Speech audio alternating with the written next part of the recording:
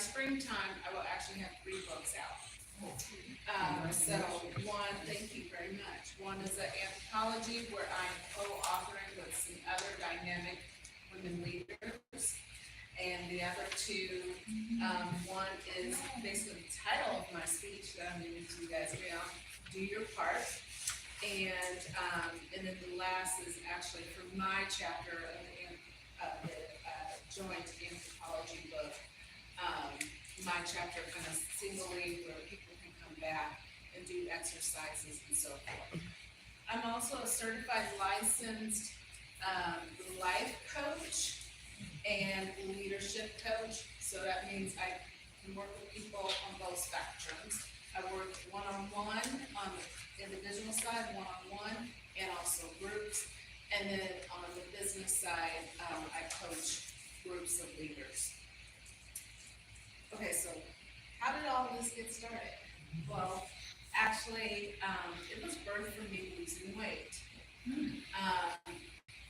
At the end of, so let me go back even a little bit more. Around October of 2022, yeah, I gotta remember that because we're almost about 2 years in. In October 22, I started losing my hair. And my hair was naturally, I had natural, but it was my hair and it came down to here. And all of a sudden I started losing hair. I really do think it's from, because I got really sick at the beginning of 2022. It wasn't COVID, but I think the combination of COVID shots, and I'm not trying to sway anybody any kind of different way, from COVID shots to me getting sick, because we're all kind of, there's different symptoms, right? And I started losing hair. Not only that, but like now, I am 53 years old. So in my family, a lot of women start losing their hair. So it's a combination, a lot of black, and that's kind of like known, like because we did perms or whatever. So I think it was just a combination and also stress, right? So, but I look in the mirror and I wouldn't know who I was. I really did not. I'm touching my face like, what? And why does my face look different? Why do I look gray? Why is this going on? Why am I feeling so sad? Why don't I feel like I can do anything?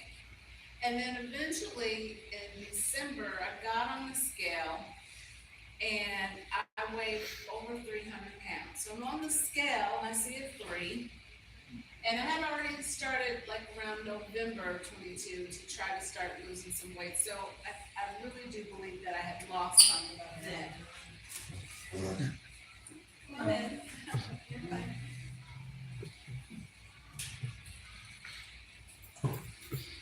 So,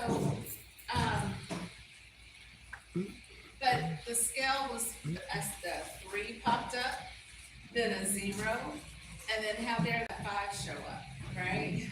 So I've never weighed over 300 pounds. Have I weighed over 200? Surely I did, but the last time that I remember being on the scale, I could have sworn I was probably about 275. So I'm thinking, with trying to lose some weight here, that I, have dropped further down. But no, it was over 305. So that even tells me more that I had probably weighed more than that to be the original. So, but I said I have to stop because I knew that once I went to the doctor, my doctor was going to kill me. Because she had already talked to me about, Stephanie, you're pre-diabetic. And you can not want to go on medication and everything as long as you just lose some weight. So with all that, I got in the pool right before I started working out. I couldn't even walk up the steps to get up to my apartment without hearing. Sometimes if I'm just even walking, I would hear the wheezing sound. I started waking up with that wheezing sound. I'm like, what is that? I was told one time that someone wanted to wake me up because they thought I was in a fight with grizzly bears. So, through all that, I kind of had a rebirth in that pool that day. When I was in middle school and part of high school, amongst the several things that I did do, I actually, I used to swim competitively. So, since I was so heavy, I decided that, hey, I'll start my exercise portion of my program in the pool. The pool is the best thing. If you have joint problems or whatever, until you get to a certain point where you can then go on land and do things, go in the pool. It's very good. So I'm trying to swim. I get in the pool. I'm trying to do my laps because in my mind, I'm just going to go, whoop, whoop, flip back, whoop, whoop, you know, keep doing the laps. And I got halfway through the pool and I had to stop. And I was like around a point where I'm about to go into the 6 feet. So as long as I'm on my tiptoes, I can be okay and keep my head above water. And I'm like, God, help me. I cannot breathe. And there's other people in the pool in their lanes, and I didn't want everybody looking at me like, girl, what's going on with you, right? And so I'm sitting there and I'm praying to God. And then this song came on from The Weeknd, the artist The Weeknd, I Will Die For You. And I just thought about how I will pour into so many other people. And I lose my connection with God that is serving and providing me my source to be able to do things. And in that moment, God said to me, girl, swim. That helped you survive when you, back in 1971, the day that you was born, and you and your mom were about to die. I gave you breath. I was breath for you when, right before your senior year of high school, you're in a car accident where you roll over 8 times, your body comes out of the car, and I pulled you back in, and the tree stopped you guys. And all I came out with was a broken arm and a concussion. That was God breathing for me. He's like, swim. You have to start living again. So I did it. It was hard. And for 2 days, I tell y'all, my body was hurting really bad. But to get to the thing of it all, I had to do my part. That's what I was missing. And with my connection with God, I was missing the part of doing my part. So a lot of times we pray, right, as women. And how many of y'all can recognize this? Lord, please help me get that job. Or can I start this business? Lord, give me the ideas. Give me the people that can help me. Lord, I'm lonely. Will you please send me a God-fearing man? Lord, I have this event in 2 weeks. Can you please help me lose 100 pounds? Right? So the thing is, we have to do our part and understand how we are asking God for things. And also, because God has given each and every last one of us a purpose.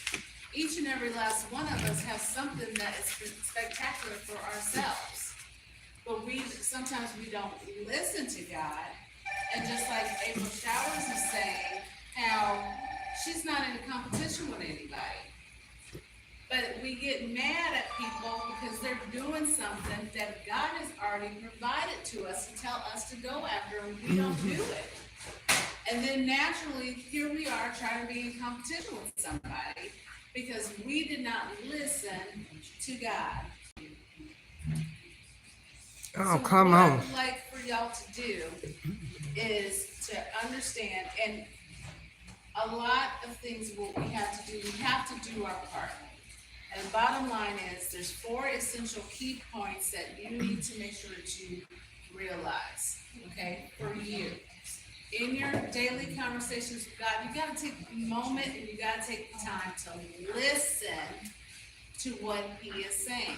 He's telling you something. He's given us, each and every last one of us, direction. And what's for us will be for us, and it is only for us.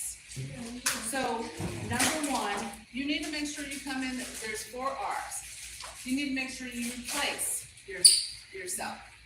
I don't mean like you try to be someone new or you replace people. I mean, you need to place yourself in different environments. If it's something that's going to get you to go to the next step, then fine, do that. Be around people that are smarter than you. Don't be intimidated by that. Be around people that can teach you things, because I guarantee you, those people that are teaching you something, guess what?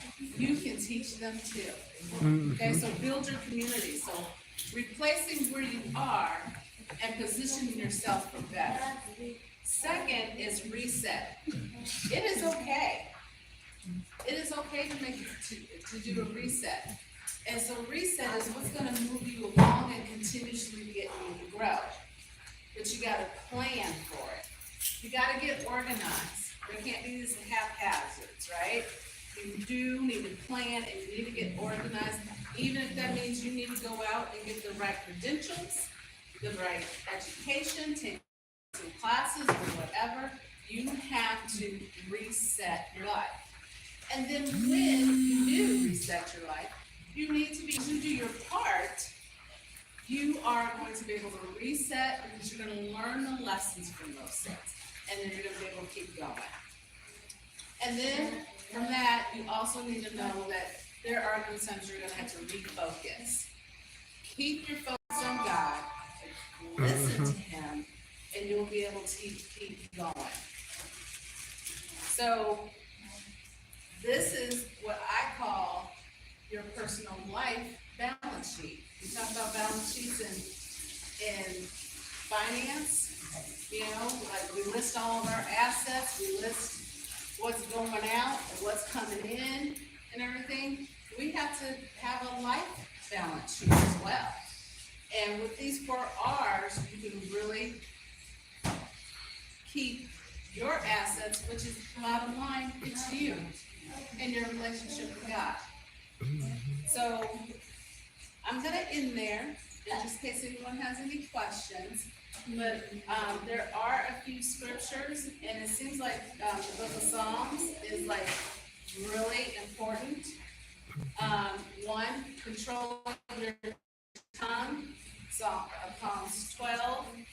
And with that, I've been guilty of it, but we do need to control our tongues, especially when we are in an emotional state. Because sometimes you'll want to talk to the wrong people. So you have to make sure that you control your tongue. Next, facing difficult and making difficult decisions. All of us have to do that at some point in time in our life. This, for women, I really feel like if we read the book of Esther 4-7, really kind of helps us with that. When we're disappointed, Psalms again, 55, 62, 1-8. Seeking forgiveness. Y'all, I did not start losing my weight until I forgave myself first. And over the course of 2023, I lost over 100 pounds. But I had to give myself forgiveness first because it's very important that you do.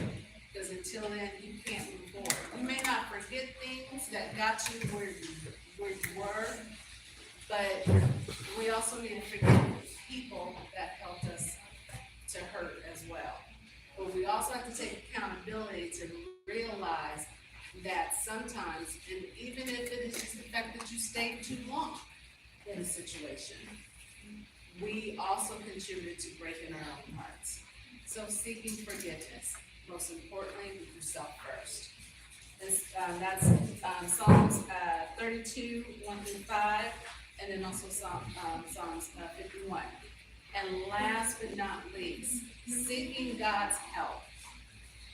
That is the only way we're going to get through anything. Seeking His help. And as someone else mentioned about getting therapy, that is important. And it's something that needs to really be ingrained in our lives in the Black community. And so some good stuff to read is Psalms 5, 57, and 86. And you guys remember that prayer that we talked about? God, send that man. There's a book that you got to prepare yourself. You have to plan. You got to be able to deliver that, right? So it's not about just having a man. You need to talk to God about what? I want a husband. A man is a man. You want a husband that you are equally yoked with. And that first starts with you doing your part as a lady to prove yourself to be a wife. There's a good book called The Power of a Praying Wife by, her name is Stormy Omission, if I said that correctly. And then one of my friends wrote a book also too called Unloved Guide, Feeling Unloved and Unwanted to a Fully Loved and to being fully loved and admired. Her name is Megan Les Phillips. So those are some books. The most important, like I told you, the greatest book of it all is the Bible. And at the end of the day, we all have to do our part. Okay, thank you. Oh, that was beautiful. Go ahead.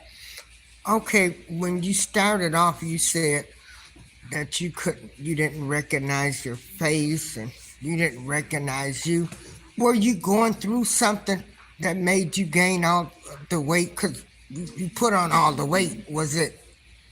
Yeah, I was going through something mentally, right? So my mindset was all in the wrong spots.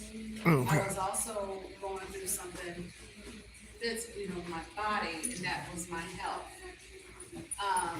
Me pouring into everybody else, putting everybody else ahead of me, and fighting and trying to make sure that people understood that I care, and I wasn't doing that to myself. So, so that's what did. And I'm an emotional eater. So I would get up and at 12:30 at night, like, okay, I need a snack. And I would try to go get me a snack, and next thing I'm coming back up to my bed. You never eat in bed. That's a no-no, right? Yeah. But I'm sitting here. If we had chicken wings for dinner, let me grab 3 more of those chicken wings. And I'm sitting there eating chicken wings in bed at 12:30 at night. So it was me. It was feeding my comfort, essentially. So yeah, I was going through a lot. And so when I decided to lose the weight, so me losing the weight, me getting in the pool and all that good stuff, that's what helped me to start to form the Stuff Style Plus. Because then I started doing my podcast, because it was a way for me to release, right? And before I knew it, I signed up to be a life coach, and my major is in leadership. So there you go. Everything fell in place. Yeah. And then I started to see me again, because that woman that I saw, I don't know who she was. But what I can tell you what she was someone with no confidence, someone that wished she was someone else. All the while, there's other people wishing they were her. I didn't understand the power that I had that God has given me. So, and now I do. And I'm still working on it, though. Okay. I'm still working on it. That was beautiful.